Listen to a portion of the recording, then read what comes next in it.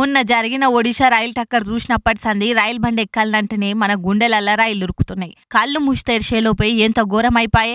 అమ్మా, అప్పటి సంది సగానికి సగం మంది రైలు ఎక్కుడే బంద్ చేసిర్రు. ఇక మళ్ళా గదే పంచాదైంది. నాంపల్లి రైల్వే స్టేషన్లా జర్రంతలా పెద్ద ఆపద తప్పింది. చార్మినార్ ఎక్స్ప్రెస్ పట్టాలు తప్పి డెడ్ ఎండ్ లైన్ గోడను గుద్దిందట. ఆ దెబ్బకు 3 బోగీలు పట్టాలు తప్పినాయి. చెన్నై నుంచి వచ్చిన ఈ రైలును నాంపల్లి రైల్వే స్టేషన్ లాపేటప్పుడు అయింది ఇదంతా. ఇక లోకో పైలట్ వల్లనే ఇదంతా జరిగిందని బయటపడ్డది. 2-3కి దెబ్బలు గుట్ట గట్టిగానే దాకేవరకల్లా బండిలున్నోళ్ళంతా ఒక్కపారే కాంగు తిన్నారు. పాపం ముందే పండుగ దగ్గర పడ్డది. ఎంతో మంది ఎన్నో ఆశలు పెట్టుకుని సొంతూర్లకు వస్తుంటారు.